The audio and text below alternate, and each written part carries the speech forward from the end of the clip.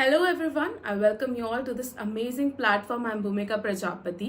So हमारी PYQ series चल रही है. एंशियंट हिस्ट्री के प्रीवियस ईयर क्वेश्चंस हम लोग डिस्कस कर रहे हैं, जिसमें हम ऑलरेडी फर्स्ट लेक्चर डिस्कस कर चुके हैं जो इंडस वैली सिविलाइजेशन पर था. ये हमारे सेकेंड सीरीज है, सेकेंड लेक्चर है, जिसमें हम वैदिक सिविलाइजेशन से रिलेटेड सारे इंपॉर्टेंट क्वेश्चंस जो कि SSC CGL एंड CHSL में पूछे गए हैं लास्ट ईयर्स में, उन्हें क्या करने वाले हैं, डिस्कस करने वाले हैं. Clear? So without waste any time आज का लेक्चर हम लोग स्टार्ट करते हैं. हमारा फर्स्ट क्वेश्चन हम लोग देख लेते हैं क्या है. तो क्वेश्चन पूछा गया है with reference to the Vedangas which of the following terms denotes ritual. यहाँ पर कुछ वेदांगास दे रखे, इसमें से कौन से टर्म जो है वो रिचुअल से कनेक्ट करती है, ये पूछा गया है. इससे पहले समझ लो कि वेदांगास होते क्या है.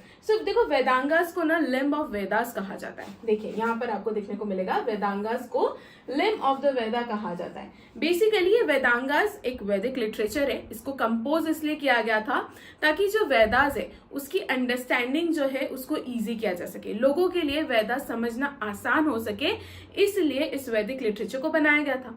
अब इसमें 6 आपको डिसिप्लिन देखने को मिलते हैं. वो 6 डिसिप्लिन क्या है? तो आपको छंद, मैट्रिक्स, ग्रामर, व्याकरण, शिक्षा, फिनेटिक्स, कल्प, रिचुअल. आंसर समझ में आ गया कि रिचुअल किसको डिनोट कर रहा है, यहाँ पर कल्प को डिनोट कर रहा है. फिर एस्ट्रोनॉमी, ज्योतिषी, एटाइमोलॉजी, निरुक्ता और व्याकरण हमने देख लिए. तो ये 6 हमारे वेदांगास है. ठीक है, वेदांगा क्या है? एक संस्कृत वर्ड है जिसका मतलब क्या है? Limb of the Veda. It refers to 6 classes of Sanskrit works. तो ये अलग अलग 6 वर्क्स को डिनोट करता है और इनको डिजाइन इसलिए किया गया था so that it can help people so that they can understand, recite and apply वैदिक टेक्स्ट. इन लेमन लैंग्वेज में बोलूं तो वेदास को आसानी से समझा जा सके, इसलिए इस वैदिक लिटरेचर जिसका नाम है वेदांगा, इसको कंपोज किया गया था, इसको बनाया गया था, जिसमें कल्प जो है वो किसको डिनोट कर रहा है? रिचुअल को. क्लियर है? यहां तक बात समझ में? नेक्स्ट क्वेश्चन की तरफ आगे बढ़ते हैं. हमारा नेक्स्ट क्वेश्चन है, करेक्ट आंसर इसका हो जाएगा कल्प, that is option 2. Which of the 4 Vedas contains a collection of magic spells and charms to fend off evil spirits and diseases? तो इसमें से कौन सा वेदा है जिसके अंदर मैजिक स्पेल्स या तंत्र मंत्र वाली बातें हमें देखने को मिलती है? तो इसका करेक्ट आंसर है ऑप्शन 4 वेदा. राइट? तो इसका करेक्ट आंसर क्या हो गया? ऑप्शन 4 वेदा. अब यहाँ पर क्योंकि वेदों की बात चल रही है तो एक बार हम क्विकली सारी चीजों को क्या कर लेते, डिस्कस कर लेते, ताकि यहीं पर आपका बेस बन जाए. राइट? चलिए सबसे पहले अगर मैं आपको वेदा के बारे में बताऊं तो वेदा एक संस्कृत वर्ड, एक रूट वर्ड है, दैट इज विड, इससे ड्राइव हुआ है. इसका मतलब ही क्या होता है? नॉलेज. क्लियर है यहाँ पर बात? अगर मैं लिटरल वे में इसकी मतलब की बात करूं वेदा की, तो इसका मतलब ही क्या होता है? नॉलेज होता है. हमारे पास टोटल 4 वेदास है. सबसे पहले आपको देखने को मिलेगा ऋग्वेद. अगर मैं ऋग्वेद की बात करूं तो इसका मतलब होता है टू प्रेज नॉलेज. अगर लिटरल वर्ड में बोलूं ना, टू प्रेज नॉलेज, ये क्या हो गया? इसका लिटरल मतलब हो गया. राइट? ऋग्वेद का एक्चुअल में ऋग्वेद में आपको क्या देखने को मिलता है? तो हमको ऋग्वेद में कलेक्शन देखने को मिलता है. किन चीजों का? हाइम्स का हमें कलेक्शन देखने को मिलता है. ऋग्वेद में कितने मंडल हैं? तो ऋग्वेद में 10 मंडल हैं. याद रखिएगा, यहां से क्वेश्चन बनते हैं. ऋग्वेद में आपको कितने हाइम्स देखने को मिलेंगे? तो 1028 हाइम्स देखने को मिलेंगे. ठीक है, एंड वर्सेस कितनी है? तो 10,600 यहाँ पर आपको वर्सेस देखने को मिलेंगे. इतनी बातें क्लियर है? दूसरी इंपॉर्टेंट क्वेश्चन यहाँ से बन सकता है, इससे एसोसिएटेड जो प्रीस्ट है उन्हें क्या कहा जाता है? तो उनको कहा जाता है होत्र.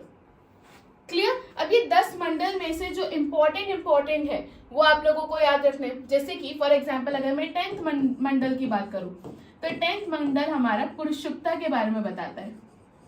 ठीक है, यहीं से हमारे वर्ण सिस्टम का क्या हुआ था? जन्म हुआ था. तो 10th मंडल से आपको इसकी नॉलेज मिलती है. थर्ड मंडल में हमको गायत्री मंत्र के बारे में देखने को मिलता है.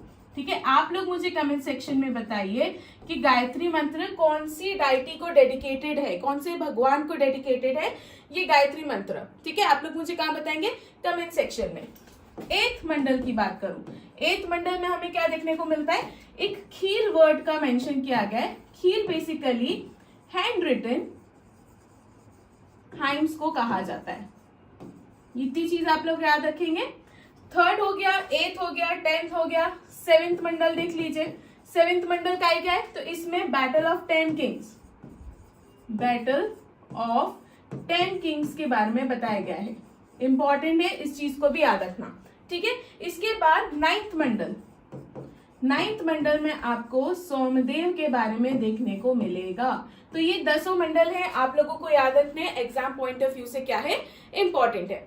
ये हो गया ऋग्वेद के बारे में। चलिए, ऋग्वेद समझ में आ गया। इसके बाद सामवेद, सामवेद की अगर मैं बात करूं, राइट, तो यहां पर ये क्या है, म्यूजिकल फॉर्म में हमको सारे हाइम्स देखने को मिलते हैं। तो ऋग्वेद में जितने भी हाइम्स है वो रिदमिक और म्यूजिकल फॉर्म में हमको सामवेद में देखने को मिलते हैं। इससे एसोसिएटेड अगर मैं प्रीस्ट की बात करूं तो वो है उद्गात्री। क्लियर, इतना आप लोग सामवेद से याद रखना। इसके बाद आ जाइए यजुर्वेद पे।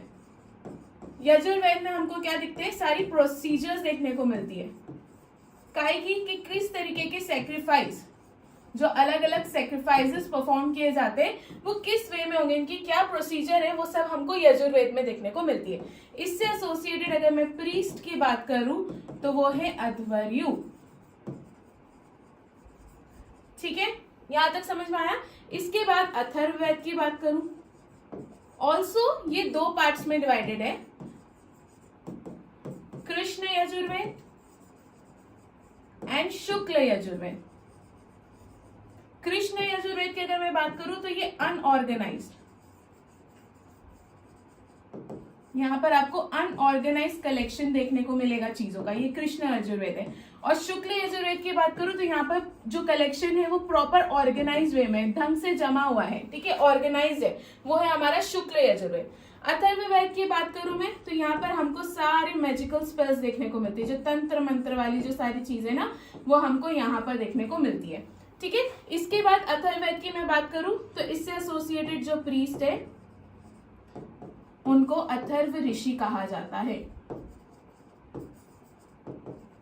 क्लियर है यहां तक। तो ये चारों वेदा की कुछ इंपॉर्टेंट बातें हैं, पॉइंट्स है जो एग्जाम पॉइंट ऑफ व्यू से इंपॉर्टेंट है, आप लोगों को याद रखना है, राइट। चलिए, यहां तक बातें क्लियर है तो हम हमारे नेक्स्ट क्वेश्चन की तरफ आगे बढ़ते हैं।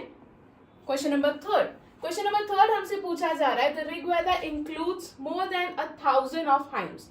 ऋग्वेदास को बोला ही कलेक्शन ऑफ हाइम्स जाता है, तो इसमें जो हाइम्स है उन्हें क्या कहा जाता है, क्वेश्चन ये पूछा गया है। इंपॉर्टेंट क्वेश्चन है, इसका आंसर क्विकली आप लोग मुझे बताइए, इसका आंसर क्या है। तो इसका आंसर है उन्हें सुक्ता कहा जाता है या सुक्त कहा जाता है। ये सुक्ता है क्या, तो ऋग्वेदा में आपको 1000 से भी ज्यादा हाइम्स देखने को मिलेंगे, ठीक है, 1028 टोटल हाइम्स है। इन्हें सुक्ता या फिर वेल सेड कहा जाता है। ये जो हाइम्स है ये क्या करते हैं, अलग अलग भगवान को प्रेज करने के लिए होते हैं, ठीक है। जितने भी वेरियस गॉड्स एंड गॉडेसेस है उनको प्रेज करने के लिए ऋषियों और गुरुओं द्वारा बनाए गए थे, जिनको हम हाइम्स कहते हैं, और इसको सुक्ता के नाम से भी जाना जाता है। क्लियर है। These hymns are composed by sages और ऋषिज या गुरुज, उन लोगों ने इन हाइम्स को क्या करा था, कंपोज करा था। क्लियर है। चलिए, तो इसका करेक्ट आंसर क्या हो जाएगा, option B Sukta. Next question की तरफ बढ़ते, which of the following is not a Vedanga. अभी हम लोगों ने पढ़ा है, हम लोगों ने देखा शिक्षा एक वेदांगा है, ठीक है, कल्प, रिचुअल ये भी क्या है, एक वेदांगा है। मुंडक हमने देखा, क्या छंद हमने देखा, ये भी एक वेदांगा है। तो इसका करेक्ट आंसर क्या हो जाएगा, ऑप्शन 3 दैट इज मुंडक। तो इसका करेक्ट आंसर क्या हो गया, ऑप्शन 3 मुंडक, ठीक है। नेक्स्ट क्वेश्चन की तरफ बढ़ते हैं। क्वेश्चन नंबर 5 यहाँ पे पूछा गया है कि the Rigveda is divided into. अभी मैंने आप लोगों को बताया कि ऋग्वेद कितने मंडल्स में डिवाइडेड है। अभी हम लोग आगे रिवीजन करते हुए आगे बढ़े तो इसमें टोटल 10 मंडल्स है। एक बार फिर से क्विकली देख ले कि कौन कौन से इंपॉर्टेंट मंडल्स है।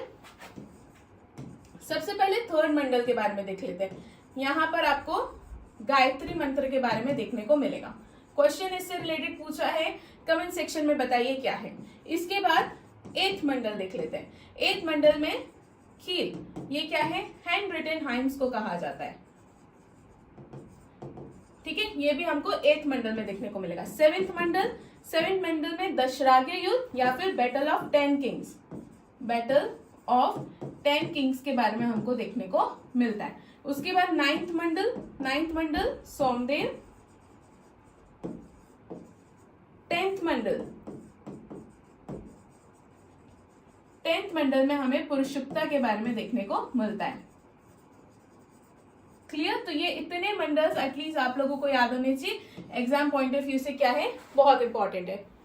चलिए आगे बढ़ते हैं हमारे नेक्स्ट क्वेश्चन की तरफ। नेक्स्ट क्वेश्चन हमसे पूछा गया है विच of the following is incorrectly matched. इसमें से कौन सा इनकरेक्टली मैच्ड है? हम वन बाय वन चीजों को देखते हैं। सबसे पहले यहाँ पे बताया है अथर्ववेद, यहाँ पर आपको मैजिक फॉर्मूलाज मतलब तंत्र मंत्र की चीजें देखने को मिलेगी, तो ये वाला क्या है, करेक्टली मैच्ड है।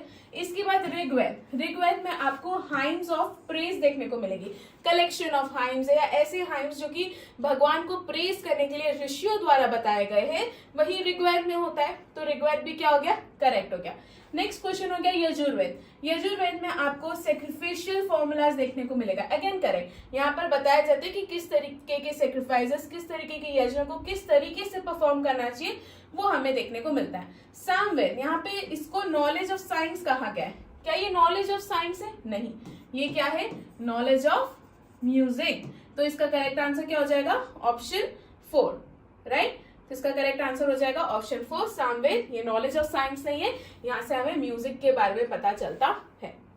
क्लियर है? चलिए, how many Vedas are there in Indian literature of classical Hinduism. Easy question है, कितने वेदास है? तो टोटल हमारे पास 4 वेदास है, ऋग्वेद, सामवेद, यजुर्वेद एंड अथर्ववेद। चलिए आगे बढ़ते हैं नेक्स्ट क्वेश्चन की तरफ। इसका करेक्ट आंसर हो जाएगा 4। चलिए अब देख लेते हैं हमारा next question, that is question number 8। इसमें कहा है the Vedic view of an individual and his relation to society is determined by 4 objectives of life, right. Which of the following is not one of these objectives. तो यहाँ पर है कि देखो, हमारी वैदिक फिलॉसफी ये कहती है कि एक ह्यूमन लाइफ का एक अल्टीमेट गोल होता है, वो गोल होता है मोक्ष की प्राप्ति करना। तो वैदिक फिलॉसफी में 4 बातें बताई गई है, 4 परस्यूट्स ऑफ लाइफ बताए गए जिसके थ्रू हम लोग उस लास्ट गोल तक पहुंच सकते हैं। पहला ऑब्जेक्टिव इनका कहता है अर्थ ये कहता है कि आप वेल्थ एक्वायर करेंगे बट गलत तरीके से नहीं करेंगे, राइट मीन्स के थ्रू करेंगे। फिर है हमारा सेकंड धर्म हमारा होता है कि हमें सभी काम सही तरीके से करना है, हमें सभी राइट काम करने, राइट। तीसरा होता है हमारा काम हमारा कहता है फुलफिलमेंट ऑफ नोबल डिजायर्स, और लास्ट होता है मोक्ष, उसी के लिए तो सारी चीजें कर रहे हैं, ये हमारा अल्टीमेट गोल होता है, फाइनल गोल होता है, विच इज लिबरेशन और द फाइनल गोल। हमें जीवन से मुक्ति मिलनी चाहिए, हमें मोक्ष की प्राप्ति होनी चाहिए। तो ये क्या है, हमारे 4 ऑब्जेक्टिव्स या परस्यूट्स ऑफ लाइफ है जिसे वैदिक फिलॉसफी में बताया गया है, राइट। तो इसमें पूछा गया है कि इसमें से कौन सा वो एक ऑब्जेक्टिव नहीं है। तो धर्म के बारे में हमने अभी देखा, तो धर्म एक ऑब्जेक्टिव है। मोक्ष के बारे में हमने देखा, पूरा खेल ही इस चीज के लिए हो रहा है। क्या मैंने आपको सिद्धि के बारे में बताया? नहीं बताया ना। तो सिद्धि क्या है, एक ऑब्जेक्टिव नहीं है, ठीक है। अर्थ एक ऑब्जेक्टिव है, तो इसकी जगह कौन सा बच रहा है, तो यहाँ पर काम बच रहा है, तो उस चीज को आप लोग याद रखिएगा। क्लियर है? चलिए बढ़ते हैं, इसका करेक्ट आंसर हो जाएगा ऑप्शन 3 सिद्धि। नेक्स्ट क्वेश्चन की तरफ बढ़ते हैं, which of the following is the earliest form of Veda. ठीक है, इसमें से कौन सा अर्लीस्ट फॉर्म है, तो इसका करेक्ट आंसर हो जाएगा ऋग्वेद को टेस्टामेंट ऑफ मैनकाइंड भी कहा जाता है, याद रखिएगा, ठीक है। ऋग्वेद में आपको हाइम्स का कलेक्शन देखने को मिलेगा, ये चीज भी याद रखिएगा, ठीक है। ऋग्वेद हमारी किस चीज को प्रेज करता है, तो ऋग्वेद हमारे नॉलेज को प्रेज करने का काम करता है, ठीक है। तो ये बेसिकली ऐसे हाइम्स है जो कि हमारे भगवान को, गॉड्स एंड गॉडेसेस को प्रेज करते हैं। उस तरीके के हाइम्स को कंपोज करा था किसने, हमारे गुरुओं ने, हमारे ऋषियों ने, सेजेस ने उनको कंपोज करा था, ठीक है। तो ये क्या है, अर्लीस्ट फॉर्म ऑफ वेद है, इसे टेस्टामेंट ऑफ मैनकाइंड के नाम से भी जाना जाता है। क्लियर है? चलिए आगे बढ़ते हैं नेक्स्ट क्वेश्चन की तरफ। करेक्ट आंसर हो जाएगा इसका ऑप्शन 4 ऋग्वेद। नेक्स्ट क्वेश्चन है, विच of the following Vedas dealt with music. तो म्यूजिक के साथ हमारा सिर्फ एक वेद जुड़ा हुआ है, that is Samaveda, right. Also remember, Samaveda जो है ये 2 पार्ट्स में डिवाइडेड है, एक जिसे गान कहा जाता है और दूसरा जिसे अर्चिका कहा जाता है।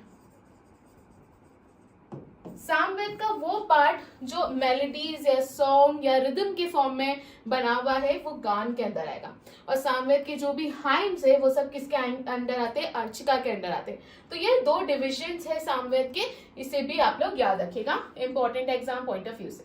चलिए, तो इसका करेक्ट आंसर क्या हो जाएगा, सामवेद, दैट इज ऑप्शन 1। बढ़ते हैं नेक्स्ट क्वेश्चन की तरफ। क्वेश्चन 11, द कलेक्शन ऑफ वैदिक हाइम्स और मंत्रास आर नोन एज। तो जितने भी हमारे वैदिक हाइम्स और मंत्रास है उनकी कलेक्शन को क्या कहा जाता है, तो उनकी कलेक्शन को संहिता कहते हैं। ठीक है, वैदिक हाइम्स और मंत्रास के जो कलेक्शन होता है उसे क्या कहा जाता है, संहिता कहा जाता है। याद रखिएगा, एग्जाम पॉइंट ऑफ व्यू से इंपॉर्टेंट है। चलिए बढ़ते हैं हमारे नेक्स्ट क्वेश्चन की तरफ। हमारा नेक्स्ट क्वेश्चन है, एज पर द ऋग वैदिक और अर्ली वैदिक period who among the following was the river goddess.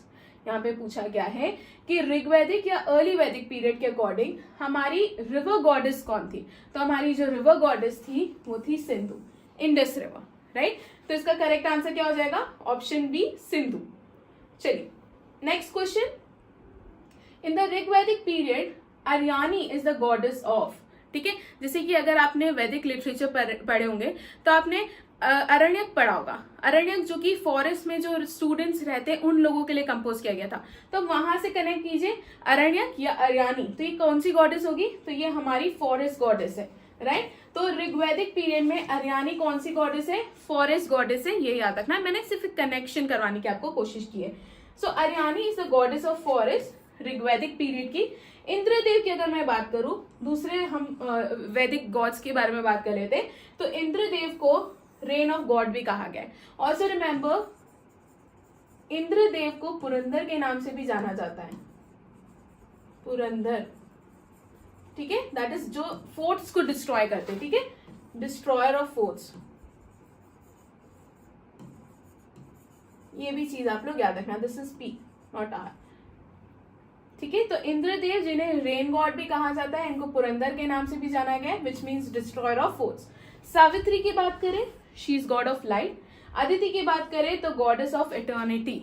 ये अलग अलग ये वैदिक सिविलाइजेशन के, वैदिक पीरियड के या वैदिक गॉड्स है, इनका आपको याद रखना है। ठीक है, ऑल्सो टेल मी, इंद्रदेव को ऋग्वेद में कितने हाइम्स जो है डेडिकेट किए गए हैं।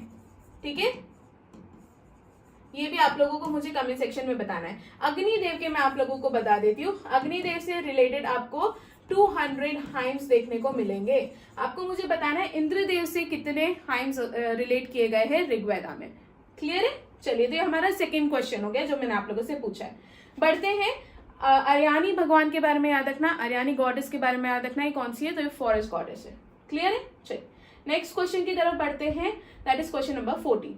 The Vedic civilisation in India flourished along the river. जैसे कि जब हम इंडस वैली सिविलाइजेशन पढ़ रहे थे तो हमारी इंडस वैली सिविलाइजेशन कौन सी रिवर के अक्रॉस फ्लरिश कर रही थी, जल्दी बताइए, इंडस रिवर, सिंधु रिवर। यहाँ पर पूछा गया है कि वैदिक सिविलाइजेशन कौन सी रिवर के अक्रॉस फ्लरिश कर रही थी, तो इसका करेक्ट आंसर हो जाएगा सरस्वती।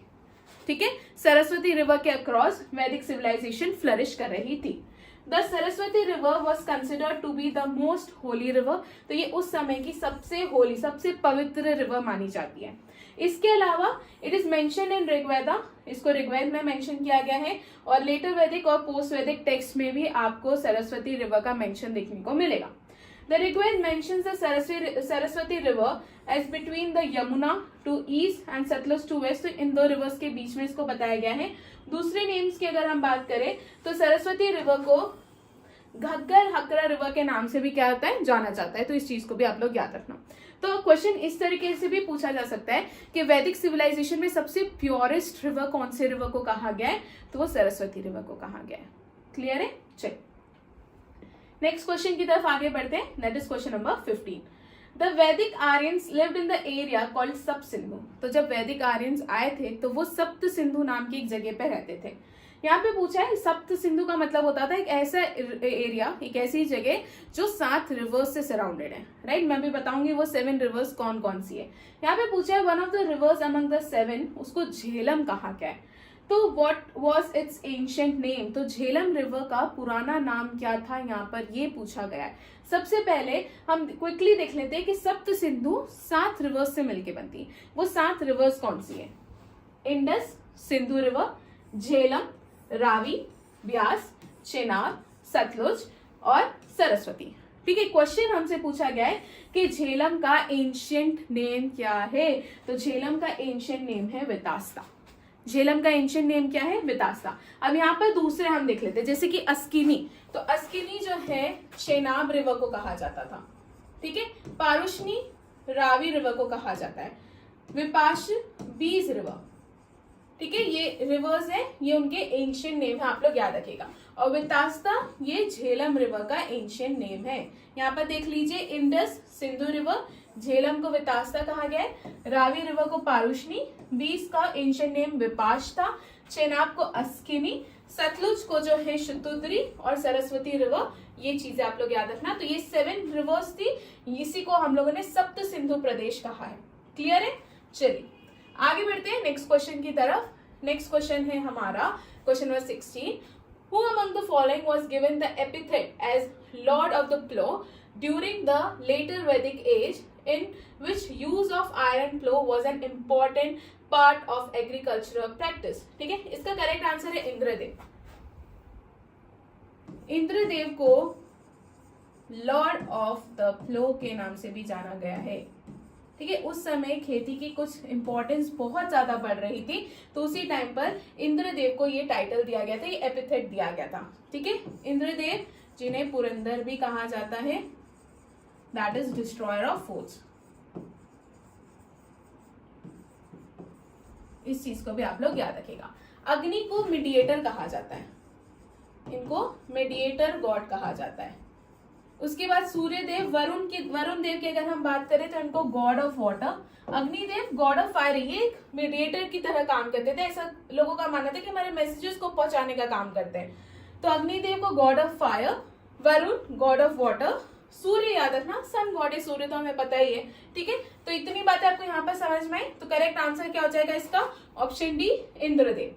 नेक्स्ट क्वेश्चन की तरफ आगे बढ़ते हैं। नेक्स्ट क्वेश्चन है What was the plough known as during the Vedic period?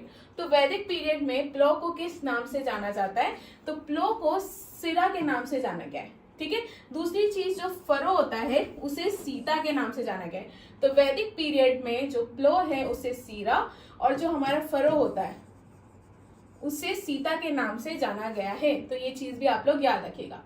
Atharvaveda में हमें सारे इकोनॉमिक इश्यूज देखने को मिले थे, और इसमें बहुत सारे प्रेयर्स के बारे में बताया गया है, जिसके थ्रू हम इकोनॉमिक प्रोस्पेरिटी ला सकते हैं फार्मर्स के लिए। ठीक है, शेपर्ड्स के लिए, मर्चेंट्स के लिए, और मतलब अलग अलग प्रेयर्स थी जिसके थ्रू इकोनॉमिक प्रोस्पेरिटी लाई जा सकती थी।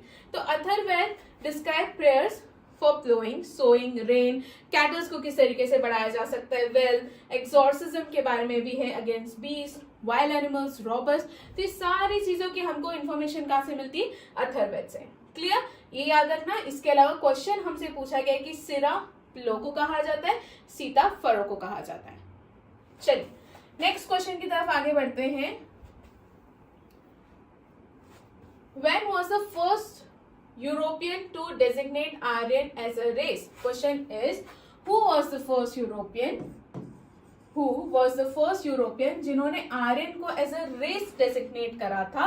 तो इसका करेक्ट आंसर है मैक्स मूलर।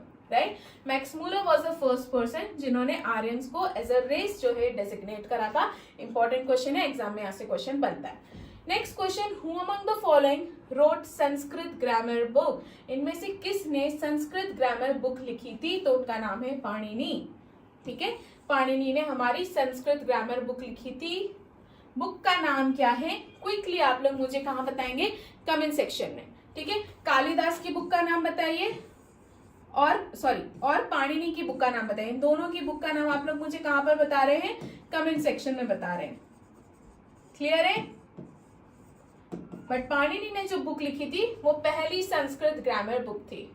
चलिए नेक्स्ट क्वेश्चन की तरफ आगे बढ़ते हैं। What were the two assemblies during the early Vedic period? तो early Vedic period में 2 assemblies होती थी, एक थी सभा और दूसरी थी समिति। तो इसका करेक्ट आंसर हो जाएगा ऑप्शन 3, सभा एंड समिति। ये 2 अर्ली वैदिक पीरियड की क्या है, समितिज है, असेंबलीज है, जो समय होती थी। क्लियर है? चलिए next question, which river has no mention in Rigveda, इनमें से कौन सी रिवर का ऋग्वेद में मेंशन नहीं किया गया है, यहाँ पर ये पूछा गया है।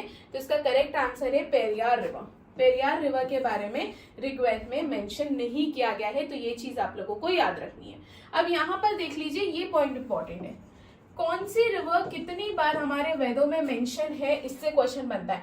फॉर एग्जाम्पल अगर मैं गंगा की बात करूं, गंगा रिवर की बात करूं, तो हमारे वेदों में इसका एक बार मेंशन किया गया है, ठीक है। यमुना की बात करूं तो यमुना रिवर को 3 टाइम्स मेंशन किया गया है। कृष्ण रिवर के बारे में एक बार भी मेंशन नहीं किया गया है, ये भी चीज याद रखना। इसके अलावा सबसे ज्यादा बार मेंशन कोई सी रिवर है तो वो इंडस रिवर है। इंडस रिवर बोलूं या सिंधु रिवर बोलूं, ये सबसे ज्यादा बार मैक्सिमम टाइम जो मेंशन्ड रिवर वो ये है। और सबसे प्योर रिवर किसको कहा गया है, तो मैंने अभी आपको बताया था सरस्वती को, सरस्वती रिवर को सबसे प्योरेस्ट रिवर जो है बताया गया है, क्लियर, या मोस्ट प्रोमिनेंट रिवर सरस्वती को बताया गया है। तो सबसे ज्यादा बार मेंशन्ड रिवर इंडस या सिंधु रिवर, और सबसे प्योर और सबसे प्रोमिनेंट रिवर सरस्वती। गंगा के बारे में कितनी बार मेंशन किया गया है, एक बार। यमुना के बारे में 3 बार, और कृष्ण रिवर के बारे में एक बार भी मेंशन नहीं किया गया है। चलिए, अब ना एक वर्ड से आपको जो ऋग्वेद में देखने को मिलेगा जिसे नदी स्तुति सुक्त कहा जाता है, ठीक है। यहाँ पर जो रिवर्स है ना उसको प्रेज करते हुए हाइम्स आपको देखने को मिलेंगे। तो इसमें 10 रिवर्स के बारे में मेंशन किया गया है। एक बार नाम देख लीजिए, Ganga, Yamuna, Saraswati, Shutudri, Parushni that is Ravi river, Askini, Marudvridha, Vitasta, Arjikiya और सुसोमा, ये कुछ रिवर्स है। ये वो 10 रिवर्स है जिनके बारे में हमें ऋग्वेद में देखने को मिलता है, जिसमें से पेरियार रिवर हमें देखने को नहीं मिल रही। क्विकली एक और बार चीजें देख लीजिए, सिंधु रिवर सबसे ज्यादा बार मेंशन रिवर है, सरस्वती रिवर सबसे प्योर रिवर कही गई है, यमुना रिवर की बात करूं तो ये 3 टाइम्स मेंशन है, गंगा रिवर की बात करूं तो वो एक बार मेंशन की गई है, ठीक है। एक बार क्विकली पुराने नाम भी देख लेते हैं। पारुषिनी किसका एंशिएंट नेम है, तो रावी रिवर का है। अस्केनी किसका है, तो चेनाब का है। वितास्ता किसका है, तो झेलम का है। चलिए, यहाँ तक क्लियर हो गई बातें। आगे बढ़ते हैं नेक्स्ट क्वेश्चन की तरफ। इसका correct answer option D Periyar. Next question हमारा पूछा गया है बैटल ऑफ 10 किंग्स, जिससे दशराग युद्ध के नाम से भी जाना जाता है। ये ऋग्वेद के कौन से मंडल में मेंशन है, ठीक है। इसका करेक्ट आंसर है ऑप्शन 7, 7वें मंडल में मेंशन है।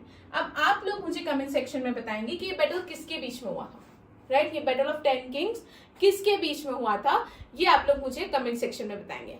चलिए नेक्स्ट क्वेश्चन की तरफ बढ़े। अच्छा, एक बार क्विकली दूसरे मंडल के बारे में भी बता दो। तो 10th मंडल से हमें काय के बारे में पता चलता है, पुरुषुक्ता के बारे में,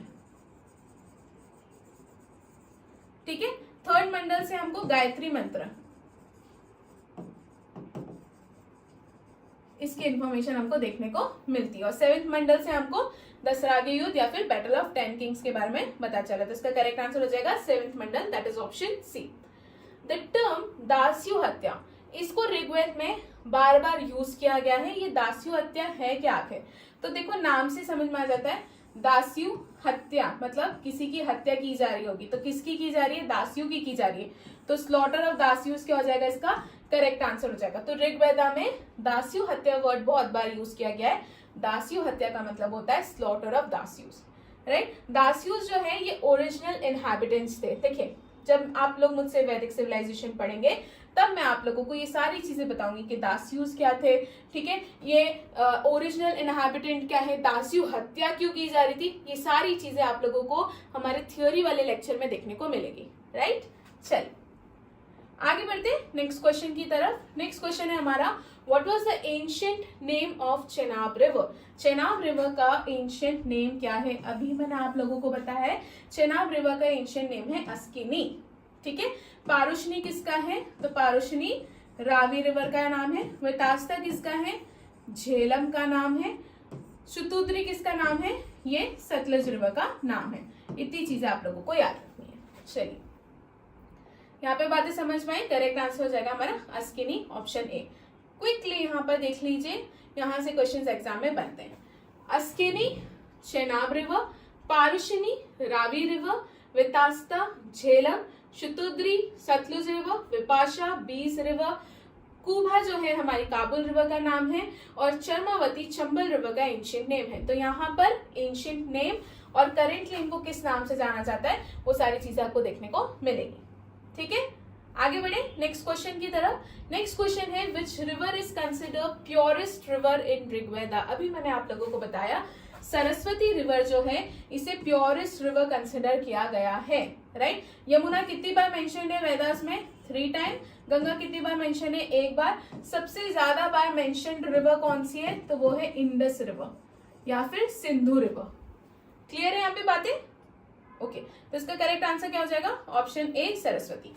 नेक्स्ट क्वेश्चन है what is the term use for search for cow, या गायों के लिए लड़ना। तो ऋग्वेद में गायों को खोजना और गायों के लिए लड़ना, इसके लिए कौन सा वर्ड यहाँ पर यूज किया गया है? तो इसके लिए ऑप्शन 1 हो जाएगा गविष्टि, इसका करेक्ट आंसर है।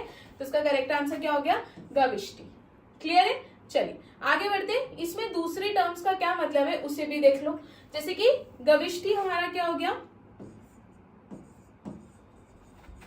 सर्च फॉर काउ, गायों की खोज करना या गायों के लिए लड़ना। ठीक है, गौपति की बात करें, ये प्रोटेक्टर्स है किसके? काउ के। गोधुली की बात करें तो टाइम को मेजर करना गोधुली का मतलब होता है। गोमत मतलब एक वेल्दी मैन जिसके पास बहुत सारी कैटल्स है, उसके लिए गोमत वर्ड यूज करा है।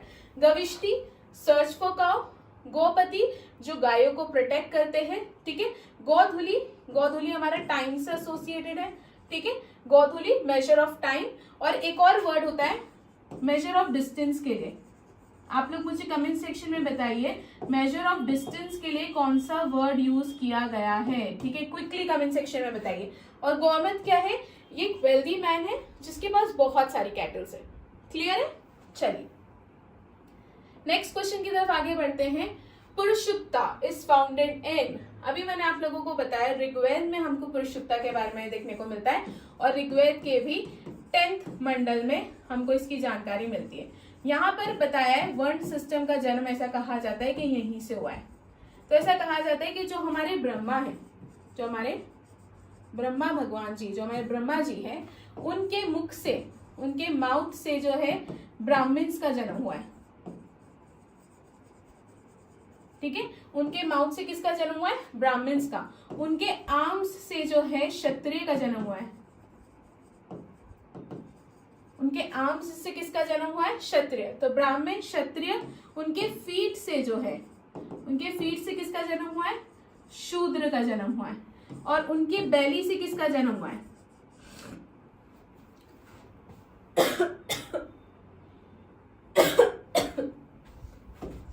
उनके बैली से जन्म हुआ है वैश्य क्लास का। तो ये अलग क्लासेस, ये हमारे 4 वर्ण थे। तो इन चारों वर्णों का जन्म कहाँ से हुआ है? तो वो हमारे जो ब्रह्मा भगवान है, जो ब्रह्मा जी है, उनके मुख से, आर्म से, फीट से, बैली से जन्म हुआ है ये 4 वर्णों का, राइट। और इसी को हम पुरुषुक्ता कहते हैं, जो ऋग्वेद के 10वें मंडल में आपको देखने को मिलेगा। ठीक है, सॉरी। चलिए आगे बढ़ते हैं हमारे नेक्स्ट क्वेश्चन की तरफ। तो इसका करेक्ट आंसर हो जाएगा ऋग्वेद। यहां पर आपको देखने को मिलेगा, देखिए जो हमारे ब्रह्मा जी हैं, उनके मुख से जन्म हुआ है ब्राह्मण का, उनके आर्म से जन्म हुआ है क्षत्रिय क्लास का, उनके बेली से जन्म हुआ है वैश्य क्लास का, और उनके फीट से जन्म हुआ है शूद्र क्लास का। ठीक है, तो ये चीजों की इंफॉर्मेशन हमें पुरुषुक्ता से मिलती है, जो कि ऋग्वेद के 10वें मंडल में मेंशन है। Next question, the god who is most prominent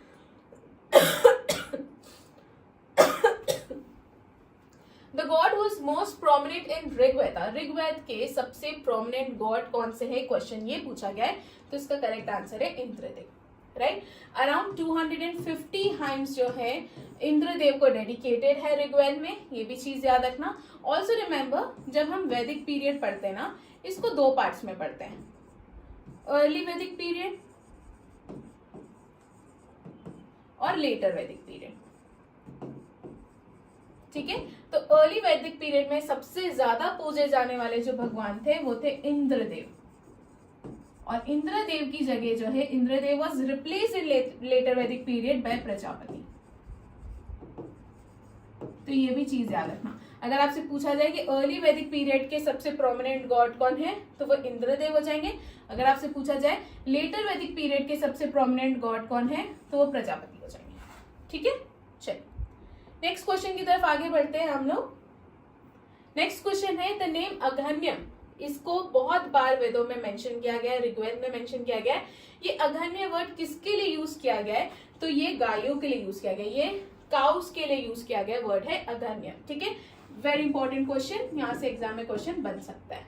clear, चलिए नेक्स्ट क्वेश्चन की तरफ आगे बढ़ते हैं। नेक्स्ट क्वेश्चन है what was the term use for people who did not belong to Vedic tribes और आर्यंस। तो वो लोग जो वैदिक ट्राइब्स या आर्यंस को बिलोंग नहीं करते थे, उनको क्या कहा जाता था, दासा। ठीक है, उनको उस वर्ण को क्या कहा जाता था, दासा वर्ण कहा जाता था। इस चीज को भी आप लोग याद रखेगा। तो इसका करेक्ट आंसर हो जाएगा option 2। The Rigvedic god Varun was, तो वरुण जो है वो कौन से गॉड को रिप्रेजेंट करते हैं, वो कौन से गॉड थे, तो ये कॉस्मिक ऑर्डर के गार्जियन थे। तो गार्जियन ऑफ कॉस्मिक ऑर्डर हमारे क्या थे, वरुण देव। क्लियर है, इस चीज को भी याद रखना। इंद्रदेव क्या है हमारे, बताओ एक बार, इंद्रदेव क्या है हमारे, पुरंदर। ठीक है, रेन गॉड इनको कहा गया है। Agnidev fire god, Suryadev sun god. इसके अलावा शूद्रों के भी एक भगवान थे, वो भगवान का क्या नाम था, कमेंट सेक्शन में बताइए। ये क्वेश्चन जो है शूद्र के भी एक भगवान थे, इसका जवाब मैं आपको नेक्स्ट क्लास जब हम स्टार्ट करेंगे तब जरूर दूंगी, बट अभी आप लोग मुझे कमेंट सेक्शन में बताइए कि वो गॉड कौन से थे। मैं चेक करूंगी कमेंट सेक्शन में, इस चीज का जवाब मुझे चाहिए। क्लियर है, चलिए आगे बढ़ते हैं हम लोग नेक्स्ट क्वेश्चन की तरफ। नेक्स्ट क्वेश्चन है the literal meaning of word Arya. Arya का लिटरल मतलब है सुपीरियर और नोबल। इसका करेक्ट आंसर हो जाएगा ऑप्शन 1, दैट इज सुपीरियर और noble. Next question the Rigvedic word Pani, it belongs to, या फिर इसको पानी भी कहा जाता है, it belongs to which class. तो ये बेसिकली ट्रेडर्स क्लास को बिलोंग कहा जाता है। ये क्वेश्चन एमपीपीएससी में पूछा गया था। ठीक है, और एक और किसी वनडे एग्जाम में पूछा गया था। तो ये इंपॉर्टेंट क्वेश्चन है, हो सकता है कि एसएससी इस बार पूछ ले, राइट। तो चलिए ये कौन सी क्लास को बिलोंग करते हैं, तो ये ट्रेडर्स क्लास को बिलोंग करते हैं। इस चीज को आप लोग याद रखिएगा। नेक्स्ट क्वेश्चन की तरफ बढ़ते हैं। What is the meaning of word Godhuli and Gavyuti. अभी मैंने आप लोगों को गोधूली मतलब बता दिया।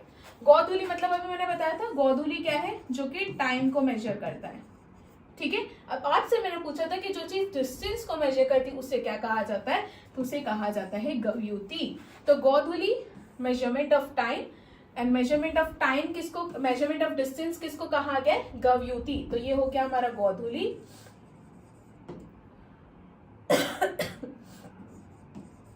और ये हो गया हमारा गव्युति। ठीक है, जो टाइम को मेजर कर रहा है वो गोधूली है, जो डिस्टेंस को मेजर कर रहा है वो गव्युति है।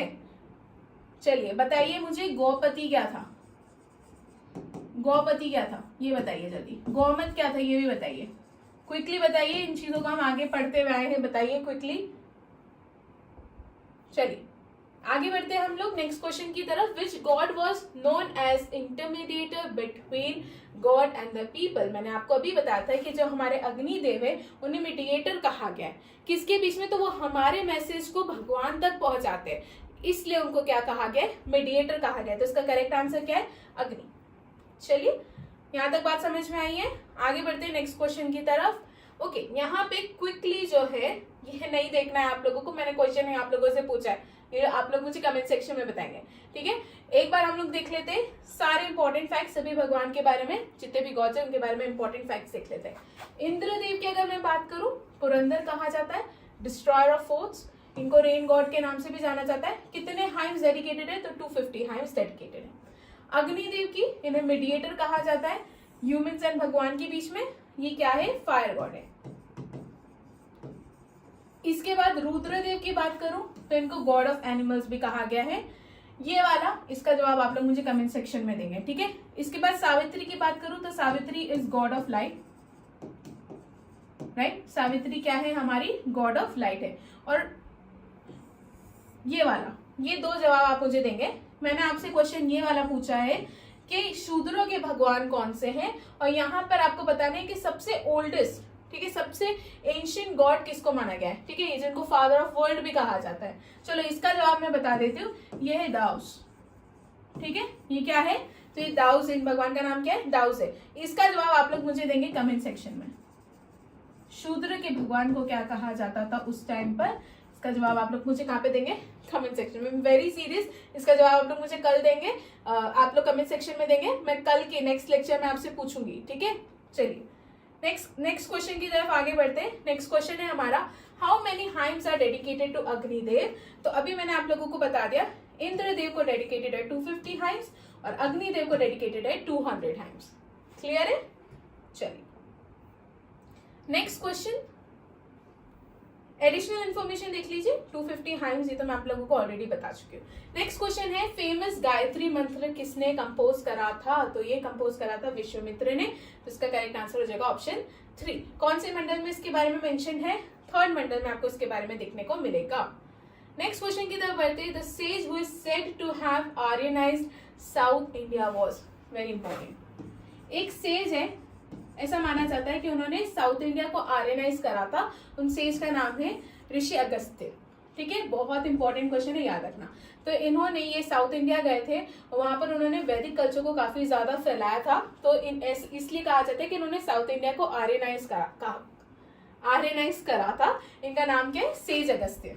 ठीक है, या ऋषि अगस्त्य के नाम से आप लोग इनको जान सकते हैं। तो the south Indian Yadavs are believe to be the first community, जिनको सबसे पहले आर्यनाइज किया गया था। वो कौन सी कम्युनिटी थी, तो वो यादव कम्युनिटी थी। Sage Agastya is considered as father of traditional medicine, इस चीज को भी याद रखना। और ये विंध्य माउंटेन क्रॉस करके साउथ इंडिया तक पहुंचे थे, जहां पर उन्होंने वैदिक कल्चर को प्रोपोगेट करा था, फैलाया था। दैट्स वाई इनको कहा जाता है कि इन्होंने साउथ इंडिया को क्या करा था, आर्यनाइज करा था। क्लियर है। चलिए नेक्स्ट क्वेश्चन की तरफ बढ़ते हैं, which Veda is known as first testament of mankind. अभी स्टार्टिंग में बता दी थी, इसका करेक्ट आंसर है option 1, that is Rigveda. Next question, which of the following is the Upanishad of Rigveda. इसमें से कौन सा ऋग्वेद का उपनिषद है, तो इसका करेक्ट आंसर हो जाएगा ऐत्रेय उपनिषद। ऐत्रेय उपनिषद क्या है, ऋग्वेद का एक उपनिषद है। ठीक है। चलिए तैत्रीय उपनिषद किसको बिलोंग करता है, कौन से वेद से है, बताइए आप लोग ये मुझे कमेंट सेक्शन में। इसका करेक्ट आंसर हो जाएगा Aitareya Upanishad. The grains were collectively called in the Vedic economy. तो वैदिक इकोनॉमी में ग्रेन्स को कलेक्टिवली क्या कहा जाता था, तो उसको यव और भुक्ति के नाम से जाना गया है। ठीक है, वैदिक सिविलाइजेशन में ग्रेन्स को यव और भुक्ति के नाम से जाना गया, तो इसका करेक्ट आंसर हो जाएगा 4, बोथ 1 एंड बी। ठीक है, तो करेक्ट आंसर क्या है, both 1 and B. Next question, the battle of 10 kings, ये कौन सी रिवर की बैंक पे लड़ा गया था, तो पारुष्णी रिवर बैंक पे लड़ा गया था। इसका करेक्ट आंसर हो जाएगा ऑप्शन 4। और बैटल ऑफ 10 किंग्स 7th मंडल में इसके बारे में बताया गया है। मैंने आप लोगों से इससे रिलेटेड क्वेश्चन पूछा है कि ये किन के बीच लड़ा गया था, ये युद्ध कौन सी 2 दलों के बीच में हुआ था, ये आप लोग मुझे कमेंट सेक्शन में बताएंगे। ओके, हाउ मेनी टाइम्स गण इज मेंशन्ड इन ऋग्वेद। तो ऋग्वेद में गण कितनी बार मेंशन किया गया है, तो गण 46 टाइम्स जो है मेंशन किया गया है।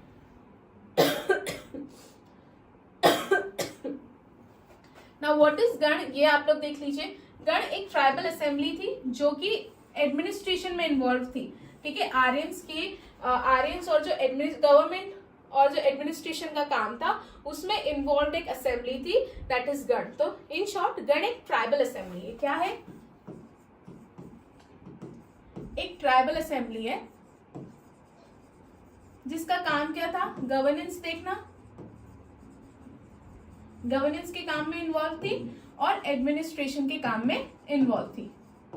ठीक है, इतनी चीजें इसके बारे में आप लोग याद रखिएगा आर्यंस के। What did the गण do? तो ये गण करती क्या थी, तो ये performed government and administrative functions perform करती थी और राजा को भी क्लैंसमैन में से सिलेक्ट करने का काम भी गण का ही था। क्लियर है, कितनी बार मेंशन है, 46 टाइम्स मेंशन है। आगे बढ़ते हैं, यहीं पर हमारा सेशन खत्म होता है। PYQs and additional questions add किए गए थे। अब आप लोगों के लिए आ जाता है question of the day. Question of the day है priest associated with Rigveda is. तो आप लोग सिर्फ क्वेश्चन को यहाँ पर नहीं खत्म करेंगे, आप लोग मुझे ऋग्वेद का भी प्रीस्ट बताएंगे, सामवेद का भी बताएंगे, अथर्ववेद का भी बताएंगे और यजुर्वेद का भी बताएंगे, क्योंकि हम स्टार्टिंग में ही 2nd क्वेश्चन में ही मैंने ये सारी बातें आप लोगों को क्लियर करवाई थी। ठीक है, अगर आपने लेक्चर अच्छे से देखा होगा तो आपको इन सब का आंसर पता होगा। चलिए इसी के साथ हमारा आज का लेक्चर हम लोग खत्म करते हैं। Thank you so much. I hope आप लोगों को सारी चीजें समझ में आई होगी। जस्ट इन केस अगर आप लोगों को कोई डाउट है तो आप लोग मुझसे कमेंट सेक्शन में पूछ सकते हैं, ठीक है। So thank you so much, मिलते हैं नेक्स्ट लेक्चर में।